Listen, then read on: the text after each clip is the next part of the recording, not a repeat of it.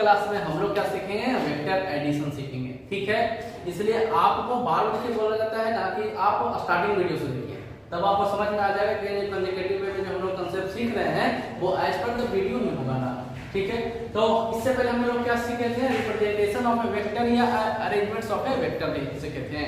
एक बात समझिए, अरेंजमेंट्स ऑफ ए वेक्टर में हम लोग क्या सीखे थे कि the head of the first vector and the tail of the another vector are joint, सीखे थे नहीं। एक बात सीखेंगे अब हम लोग एडिशन ऑफ वेक्टर में, जो हम लास्ट वीडियो में ना एक थोड़ा सा एक ब्रीफ इंट्रोडक्शन के रूप में लिखे थे कि एडिशन ऑफ वेक्टर के अंदर कौन कौन सा आता है। तो क्या सीखे थे हम लोग, parallelogram law of vector addition, triangle law of vector addition and polygons law of vector addition. तो फर्स्ट ऑफ ऑल हम लोग क्या यहाँ पर डिस्कस करेंगे, ऑब्वियस सी बात है कि parallelogram law of vector addition, parallelogram law of vector addition से ही कनेक्टेड है triangle law of vector addition, उसी का पार्ट है, ठीक है। तो फर्स्ट ऑफ ऑल देखिए यहाँ पे क्या है, पैरेललोग्राम लॉ। एक बात देखिए, आप लोगों के पास ये प्रॉपर्टी है ना मालूम होना चाहिए। ऐसा नहीं कि फिजिक्स पढ़ रहे हैं तो सब सिर्फ फिजिक्स के भरोसे छोड़ देंगे कि हाँ फिजिक्स पढ़ रहे हैं तो हमको जो भी कांसेप्ट सीखना है फिजिक्स से नहीं सीखना है। ये है पैरेललोग्राम, हम लोग मैथ्स का चैप्टर से लिए हैं इसको, ठीक है। तो पैरेललोग्राम में ये वाला पार्ट, ये इसका क्या हो जाएगा, पैरेलल हो गया, और ये वाला पैरेलल इक्वल हो गया, और ये वाला पार्ट इसका क्या हो गया, पैरेलल और इक्वल हो गया। क्लियर, कोई दिक्कत की बात नहीं है। हम अब क्या बोले समझना चीजों को, इसको हम बोले वेक्टर ए, इसे हम क्या बोल रहे हैं, वेक्टर ए बोल रहे हैं। तो ये क्या हो गया, वेक्टर ए है। बार बार आपको बताया जाए, ये जो साइन दिए हैं ये वेक्टर का नहीं है, सीधे ये हम रिलेशन दिखाने के लिए दिए हैं, ये देखो, ठीक है। इसे हम क्या बोले, वेक्टर ए, इसे हम क्या बोलेंगे, vector B. Vector A is the first vector and vector B is the another vector. तो फर्स्ट वेक्टर का हेड होना चाहिए, तो देखिए कहां देते हैं, यहां पे हेड दे दीजिए, और अनदर वेक्टर क्या होना चाहिए, टेल। देखो यहाँ पे क्या है, बी का टेल है, और ज्वाइंट, ठीक है, ज्वाइंट हो गया। ये हम कहां पढ़े थे, रीअरेंजमेंट्स ऑफ ए वेक्टर में, ठीक है, या अरेंजमेंट्स ऑफ ए वेक्टर में। अब यहाँ पे वेक्टर ए हो गया, वेक्टर बी हो गया, अब इसको क्या बोलेंगे, वेक्टर सी बोलेंगे, ठीक है। यहाँ पे हम क्या दे दिया, वेक्टर ए, यहाँ देखो वेक्टर बी का यहाँ पे हेड लगा दो, और यहाँ पे क्या हो गया, वेक्टर सी का टेल हो गया। देखो यही बात ना बोलते, गलती यहीं पे हो जाता है। अरे हम लोग क्या सीख रहे हैं पैरेललोग्राम में ना, तो पैरेललोग्राम का प्रॉपर्टी जानने ना पड़ेगा। अगर ये वेक्टर ए है तो इसे भी वेक्टर ए ही ना बोलेंगे, इसलिए ना आपको बताया गया है कि ये है वेक्टर ए तो ये भी वेक्टर ए होगा, ठीक है।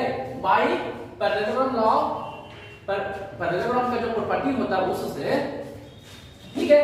ये अगर वेक्टर बी हो गया तो इसे भी क्या बोलेंगे, वेक्टर बी बोलेंगे। अगर वेक्टर ए का डायरेक्शन यहाँ पे तो यहाँ भी क्या हो गया, वेक्टर, ध्यान से देखो, यहाँ पे क्या होगा, वेक्टर ए का ही ना डायरेक्शन इधर होगा, आया बस समझ में। तो आप क्या कहिए, सर वेक्टर बी क्या कर रहा है, वेक्टर बी का यहाँ टेल है तो उसका भी वेक्टर बी का हेड कहाँ पे होगा, यहीं पे होगा।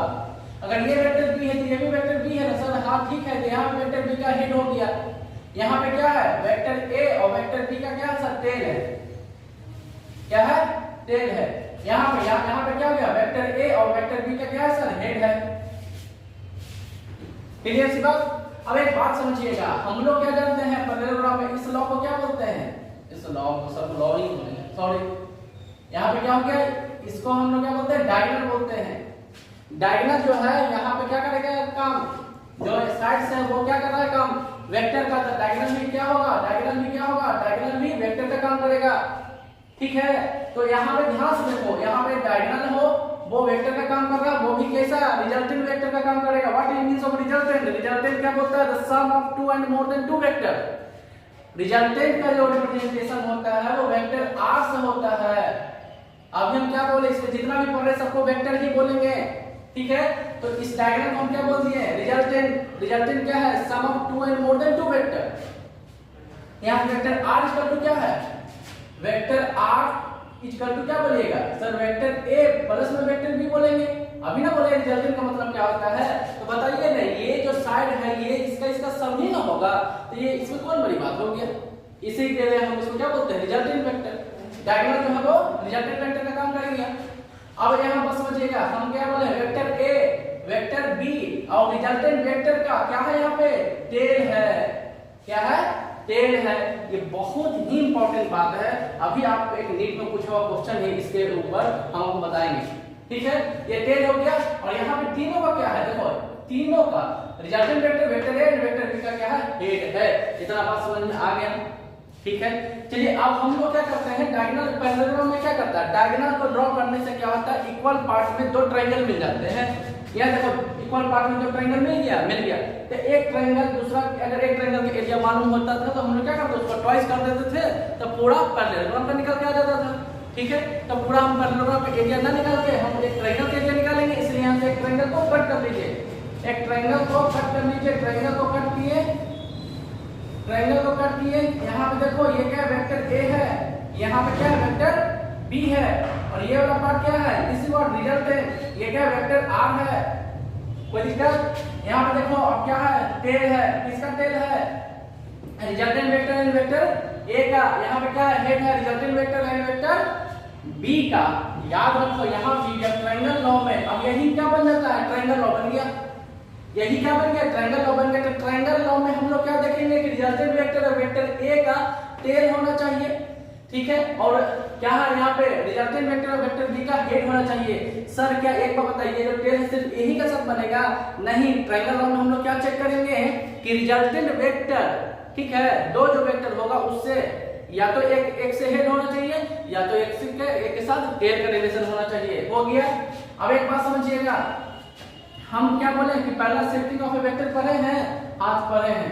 Parallel shifting of A vector में क्या हो गया, parallel shifting of A vector में यहाँ पे इसको एक्सटेंड कर दो, एक्सटेंड करके यहाँ पे एक कंस्ट्रक्शन के थ्रू क्या है, राइट एंगल ट्रायंगल बना लिए, राइट एंगल ट्रायंगल बना लिए। तो यहाँ पे क्या हो गया, यहाँ देखिएगा, अब लिख देते हैं, यहाँ पे क्या है, ए है, बी है, सी है, डी है। ठीक है, ए बी सी डी हो गया। क्लियर सी बात है। अब हम एक बात बोल रहे हैं कि ए वेक्टर ए का मैग्नीट्यूड क्या है, ए, वेक्टर बी का मैग्नीट्यूड क्या है, बी है। ठीक है, ध्यान से देखिएगा, यहाँ पे क्या बोला गया है, दो वेक्टर के बीच का एंगल क्या है, थीटा, और अल्फा क्या है, alpha is the angle between resultant vector and any other vector. Any other vector में क्या, ये तो वेक्टर ए, ये तो वेक्टर बी, तो हम लोग किसको कंसीडर करेंगे अभी, थीटा को। ठीक है, तो इस एंगल को क्या बोला गया, अल्फा या थीटा, अल्फा है। क्यों, क्योंकि रिजल्टेंट वेक्टर और वेक्टर ए के साथ का रिलेशन है। तो एक बार बताओ, तो दो वेक्टर के बीच का एंगल कहां पे जाएगा, ये थीटा हो गया। क्या इसे हम थीटा बोल सकते हैं, नहीं बोल सकते इसे थीटा। एंगल का फॉर्मेशन में हम लोग क्या पढ़े हैं, एंगल का फॉर्मेशन में हम लोग क्या पढ़े हैं कि दो वेक्टर का या तो टेल टू टेल होना चाहिए या तो हेड टू हेड होना चाहिए। बताइए यहाँ पे क्या एंगल बनेगा, नहीं ना बनेगा। थीटा कहाँ बनेगा, तो सर बोला गया कि इसको एक्सटेंड कर दीजिए। एक्सटेंड करने से क्या होगा, ये जो है ये हेड यहाँ पे आ गया और ये जो टेल यहाँ पे आ गया, मतलब ये थीटा होगा तो ये भी थीटा होगा। कहाँ, पैरेललोग्राम में हम लोग सब बात पढ़े हुए हैं ना कि जब दो, यहाँ देखो दो लाइन क्या है, पैरेलल है, तो ये क्या होगा, ट्रांसवर्स से काम करेगा। ठीक है, तो ये दोनों क्या होगा, कॉरेस्पॉन्डिंग एंगल होगा। पता है समझ में। यहाँ पे हम क्या बोले थे, यहाँ पे समझिएगा, ये वाला एंगल क्या हो गया, थीटा। अगर यहाँ पे ये थीटा तो ये वाला एंगल थीटा हुआ ना, हाँ, यही एंगल हम यहाँ पे ले लिए हैं। देखो तो ध्यान से, देखो ध्यान से, यही है ना। हमने यहाँ से क्या किया, ट्रायंगल को काट लिए हैं। ठीक है, तो यहाँ पे आगे एंगल थीटा हो गया। याद रहे, अब हमको BC फाइंड करना है और AD फाइंड करना है। हम क्या बोले आपको, BC equal to what, BC equal to find करना है, BC इक्वल टू और DC फाइंड करना है, DC। अब बताइए रिलेशन हमें क्या है, यहाँ पे मैग्नीट्यूड जो है इसका क्या वेक्टर B है, वेक्टर B का मैग्नीट्यूड मालूम है B, यहाँ पे क्या मालूम है, थीटा। अब एक बार बताओ कि जहाँ पे इंफॉर्मेशन दिया हुआ है और जिसका रिलेशन निकालना है उतना ही से काम रखो। मान लो हमको BC निकालना है, तो इस थीटा के लिए BC क्या हो गया सर, बेस, और ये क्या हो गया, परपेंडिकुलर। तो हमें क्या मालूम है, हाइपोटेनस। तो एक बात समझिएगा, एक है हाइपोटेनस बाई बेस, ठीक है, और एक क्या हमको मालूम करना है, तो एक बार बताओ, एक और क्या मालूम करना है, हाइपोटेनस बाई DC मालूम करना है। तो हाइपोटेनस, यहाँ पे हम H4 हाइपोटेनस बोल रहे हैं, हाइपोटेनस का वैल्यू क्या है, B है, तो BC। तो यहाँ बताओ hypotenuse by base, hypotenuse by base क्या होता है बताइएगा, हाइपोटेनस बाई बेस क्या होता है, cos थीटा इक्वल टू क्या होता है, cos theta equal to base by hypotenuse. तो हाइपोटेनस बाई बेस क्या हो गया, sec थीटा हो गया। क्या हो गया, sec थीटा हो गया। तो ध्यान से देखना है, यहाँ पे हमें क्या पूछा है, ऐसा हम करते हैं। चलिए हमें यहाँ पे क्या बोले BC इक्वल टू व्हाट और DC equal to what, clear, DC equal to what. तो एक बात समझिए, हमें क्या मालूम है, थीटा मालूम है, और यहाँ देखिए यहाँ पे क्या है, मैग्नीट्यूड B है। तो एक बात समझो, हम लोग क्या जानते हैं, एक जानते हैं sin theta equal to P by H, H बोले तो हाइपोटेनस, एक क्या जानते हैं cos theta equal to B by H, H बोले तो हाइपोटेनस, P बोले तो परपेंडिकुलर, ठीक है। और इस थीटा के लिए इसको क्या बोलेंगे, परपेंडिकुलर, और इसे क्या बोलते हैं, बेस बोलते हैं, ठीक है। तो हमें क्या मालूम करना है, BC मालूम करना है और BC मालूम करना है। तो ध्यान से देखो, इस थीटा का बेस हो गया, इस थीटा के लिए क्या होगा, परपेंडिकुलर, मतलब हमें sin थीटा और cos थीटा यूज करना है, ठीक है। तो ध्यान से P का वैल्यू क्या है, यहाँ पे DC है, DC बाई H, H बोले तो B हो गया। तो यहाँ पे हम लोग क्या बोल सकते हैं कि sir sin theta equal to क्या हो गया, DC बाई B, B यहाँ पे क्या है, वेक्टर B का मैग्नीट्यूड है, तो DC का वैल्यू क्या हो गया, DC का वैल्यू हो गया B sin theta equal to DC यहाँ देखिए DC का वैल्यू मालूम हो गया, हाँ मालूम हो गया, कितना DC का वैल्यू, DC का वैल्यू मालूम हो गया B sin थीटा। सिमिलरली यहाँ पे क्या है, cos theta equal to B by H, यहाँ पे B क्या है, बेस है, B क्या है, बेस का वैल्यू क्या है, BC है, H बोले तो हाइपोटेनस का में क्या है, B है, ठीक है। Equal to what, cos theta, colour change कर लो, यहाँ पे क्या है कलर, यहाँ पे क्या हो गया cos थीटा, तो cos हमें क्या मालूम करना है, BC equal to B cos theta, BC का वैल्यू क्या मालूम हो गया, BC का वैल्यू मालूम हो गया B cos थीटा, यहाँ पे क्या हो गया, B cos थीटा मालूम हो गया, ये B sin थीटा मालूम हो गया, क्लियर। अब आ जाइएगा, हम क्या लिखेंगे, इन अ राइट एंगल ट्रायंगल, कौन सा ट्रायंगल, यहाँ देखिएगा ACD में, कौन सा ट्रायंगल, ACD में आने पे हमें क्या मिला, DC मालूम है, AC मालूम है, AC इक्वल टू व्हाट है, AC इक्वल टू क्या हो गया, वेक्टर A का मैग्नीट्यूड A, ठीक है। AC इक्वल टू क्या हम लिख सकते हैं, यह लिखिएगा, AC इक्वल टू क्या लिख सकते हैं हम, AB प्लस में BC लिख सकते हैं। AB का वैल्यू क्या है, A है, याद रखना चाहिए, मैग्नीट्यूड ही वैल्यू होता है, A हो गया। BC का वैल्यू क्या है, B cos theta, AC equal to what, A plus B cos theta. Similarly अब हमें क्या मालूम करना है, DC का वैल्यू मालूम है, क्या हो गया, B sin थीटा, क्लियर। हम क्या बोले हैं, this is what, alpha is the angle between vector R and vector A या वेक्टर B। तो यहाँ पे क्या है, वेक्टर A है, तो अल्फा का वैल्यू निकालो। एक बात समझिएगा, हमें मालूम क्या है, परपेंडिकुलर और बेस मालूम है, परपेंडिकुलर और बेस इक्वल टू क्या होता है, यहाँ देखिएगा आपको क्या मालूम है, tan theta equal to P by B का रिलेशन, ठीक है। तो यहाँ पे tan थीटा यहाँ पे क्या हो गया, अल्फा, थीटा यहाँ पे क्या हो गया, अल्फा। तो आप यहाँ पे क्या लिखिएगा, आपको यहाँ पे क्या लिखना है, tan alpha equal to, alpha है तो ये क्या होगा, परपेंडिकुलर मतलब B sin theta by base क्या है, बेस का वैल्यू क्या हो गया, A प्लस में B cos theta.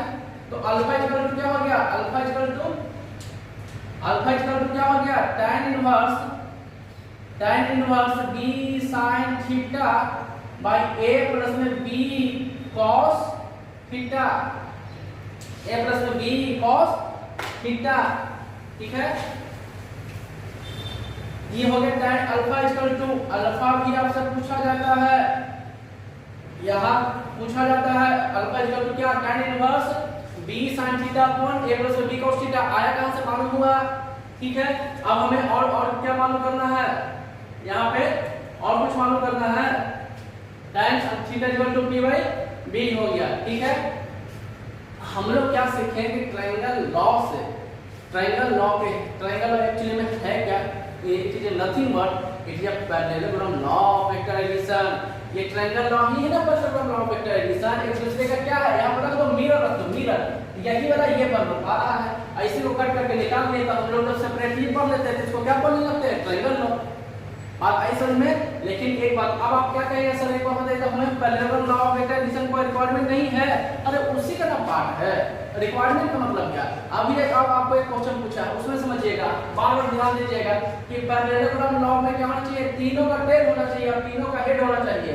Triangle law में क्या बोले हैं, किसी दो का टेल और किसी दो का हेड होना चाहिए, किसके साथ, रिजल्टेंट के साथ। तीनों बोलने का मतलब क्या है, दो वेक्टर एक रिजल्टेंट, दो वेक्टर और एक रिजल्टेंट। ट्रायंगल में एक वेक्टर एक रिजल्टेंट का टेल और एक वेक्टर एक रिजल्टेंट का हेड। ये बात समझना बहुत जरूरी है।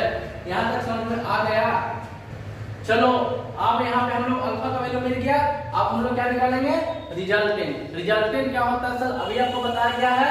रिजल्टेंट अगर आपसे कोई पूछे तो वेक्टर r इक्वल टू और वेक्टर a प्लस में वेक्टर b, ठीक है, the sum of two and more than two vector. Clear, इसमें इनपुट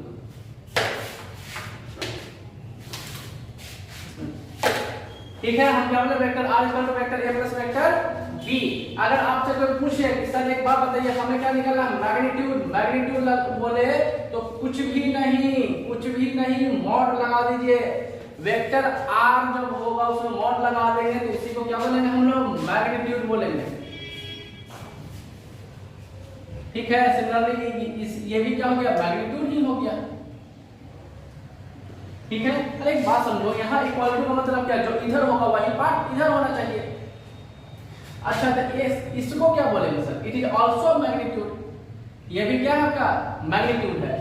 लेकिन अगर आप इसको ऐसे लिख दिए तो ये मैग्नीट्यूड नहीं ना, ये वेक्टर ना बन जाएगा। तो वेक्टर फॉर्म में अगर मैग्नीट्यूड लिखना है तो इसलिए बोला कि मॉड लगा दो।